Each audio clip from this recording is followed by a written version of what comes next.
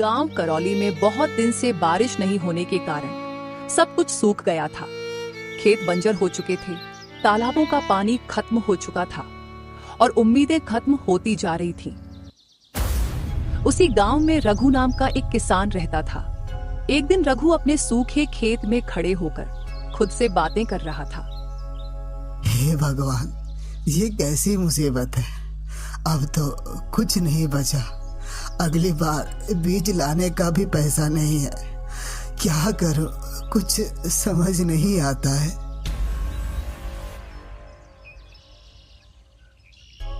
एक दिन रघु जंगल में सूखी लकड़ियां इकट्ठी करने गया। तभी उसकी नजर एक पेड़ पर पड़ी जहां बाकी पेड़ सूख चुके थे, लेकिन एक हरा भरा पेड़ खड़ा था। अरे, ये कैसा पेड़ है? इतनी गर्मी में भी इतनी हरियाली से खड़ा है। रघु पेड़ के पास गया और बोला, ये तो बहुत अजीब बात है। मतलब इतनी गर्मी है, कई महीनों से पानी की एक बूंद का नामो निशान नहीं है।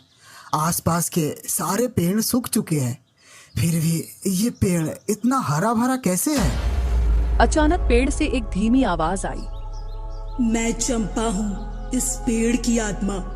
अगर तुम सच्चे दिल से कुछ मांगो तो ये पेड़ तुम्हारी जरूरत पूरी करेगा, लेकिन लालच करोगे तो उसकी सजा भी यही देगा। क्या सच में? ये कोई चमत्कार है या मैं कोई सपना देख रहा हूँ? तुम कोई सपना नहीं देख रही हो। जो सही मांगता है उसे फल मिलता है, जो झूठ बोलता है उसे श्राप। रघु ने पेड़ के सामने हाथ जोड़कर सिर झुकाया।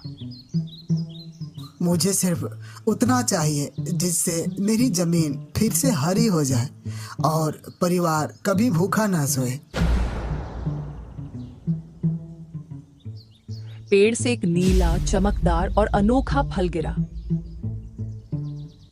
रघु, इस फल को अपने खेत के किसी कोने में मिट्टी के अंदर गाड़ देना।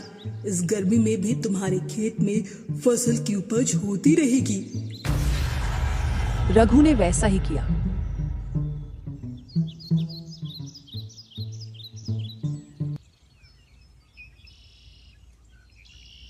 तीन दिन में फसलें उग आईं, इतनी हरी कि पूरे गांव की नजर रघु के खेतों पर लग गई।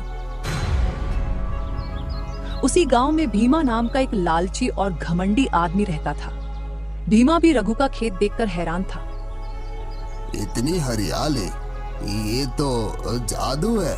रघु को ऐसी कौन सी जादू की छड़ी मिली है जो इतनी गर्मी में भी इसके खेत में इतने हरे हरे फसल उपज रहे हैं।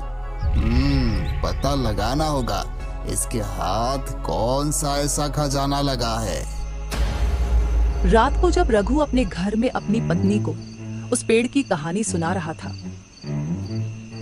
भीमा उसके घर के बाहर खड़े होकर रघु की सारी बातें सुन रहा था।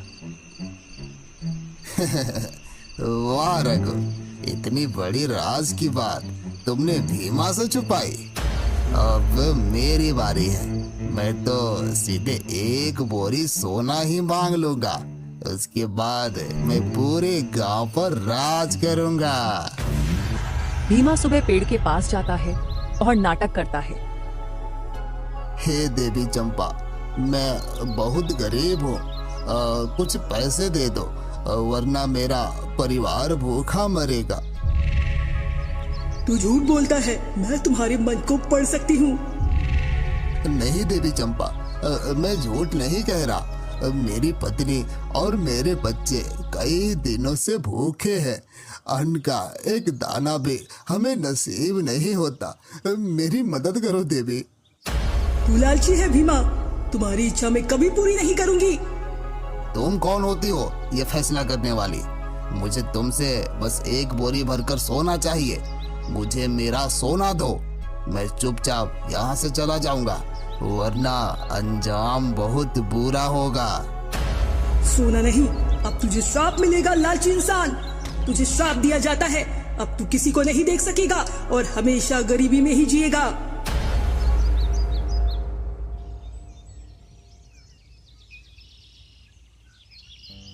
अगली सुबह उस जादुई पेड़ की खबर पूरे गांव में फैलती है और एक एक करके बहुत से लालची लोगों की पेड़ के पास जाकर आंखों की रोशनी चली जाती है।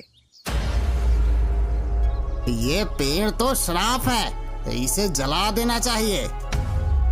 ये पेड़ सिर्फ उन्हें दंड देता है जो लालची है और झूठ बोलता है। ये तो हमारी रक्षा कर रहा है।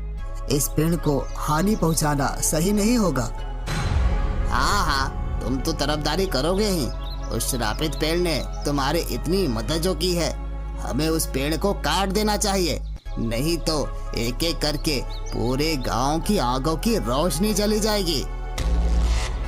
रघु पेड़ के पास जाता है और हाथ जोड़कर पेड़ से विनती करता है। देवी चंपा, आप इस गांव से कहीं दूर चले जाइए। ये लालची गांव वाले आपको यहाँ चैन से रहने नहीं देंगे। अगर तुम चाहो तो मुझे इस पेड़ से मुक्ति मिल सकती है। मैं पहले एक इंसान थी, गांव के लालचियों ने मुझे मारकर इसी पेड़ के नीचे दफन कर दिया था।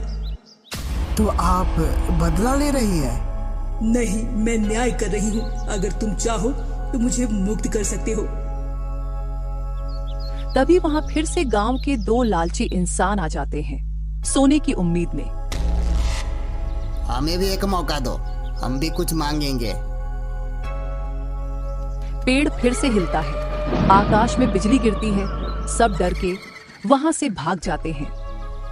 इस पेड़ के नीचे एक पत्थर भी दफन है, उसे निकालकर इस पेड़ की जड़ के पास रख दो।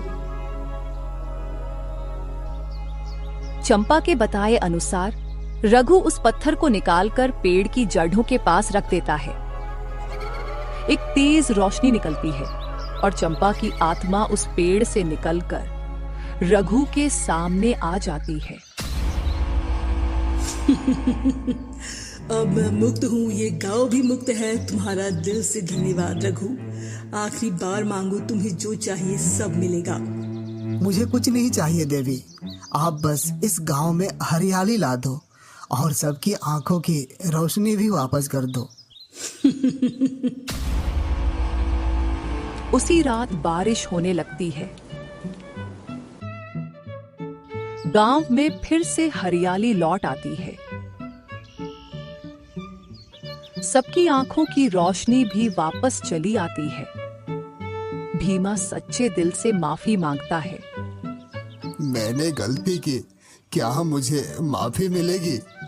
सजा पाकर अगर कोई सुधर जाए तो वो सबसे बड़ा बदलाव है।